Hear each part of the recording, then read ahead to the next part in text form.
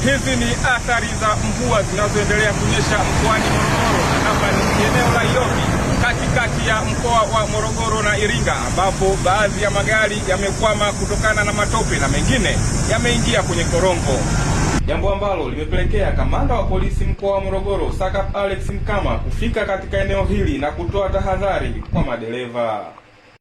Hili eneo ni barabara ya toka Morogoro kwenda Iringa maarufu kama Iyovi.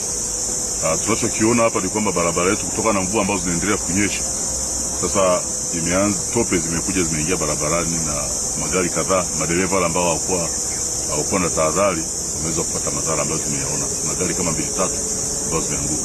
Kwa hiyo jeshi la polisi mkoa wa Morogoro tunataka kutoa tahadhari kwa madereva ambao wanatumia barabara hii, hasa kipindi hiki cha mvua, kwamba kipindi cha mvua wanapaswa kufuata sheria zote za barabara na kuchukua tahadhari mbalimbali, sababu mvua zinapokuwa zinanyesha huoni kwanza unakuwa ni hafifu, lakini lolote linaweza katokea. Kama hili sasa, maporomoko yametokea, barabara imeziba, lakini dereva sasa huyu yeye akawa amekuja tu bila kuchukua tahadhari, mwisho wa siku kupata matatizo kama haya.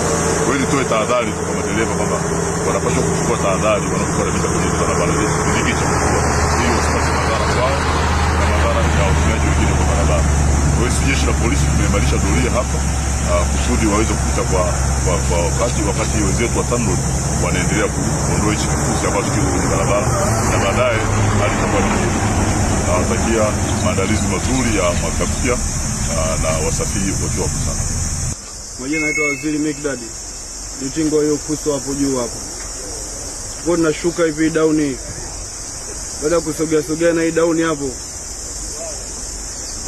tukakutana hapo na hilo likifusi hapo. Kwa hiyo dereva baada ya kujitetea kanyaga breki, basi naye akawa anapandisha hivi, kwa hiyo sema kujitetea ikawa hamna hapo.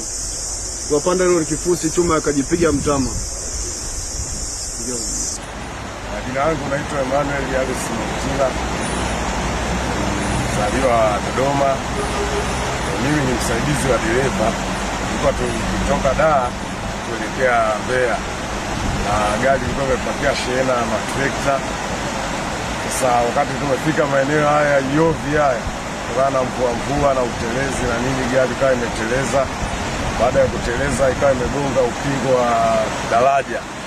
Ilipogonga ukingo wa daraja, tairi ikapasuka, gari ikavutwa kuelekea bondeni.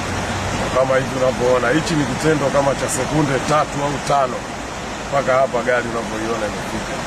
Lakini namshukuru Mungu tumetoka katika mazingira tukiwa salama, chibuko tu na mali kama hivi unavyoona, mali tulitoa huko kwenye kontena.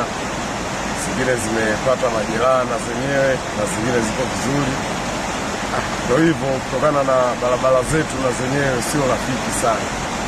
Ni kiripoti kutoka hapa eneo la Iyovi mkoani Morogoro.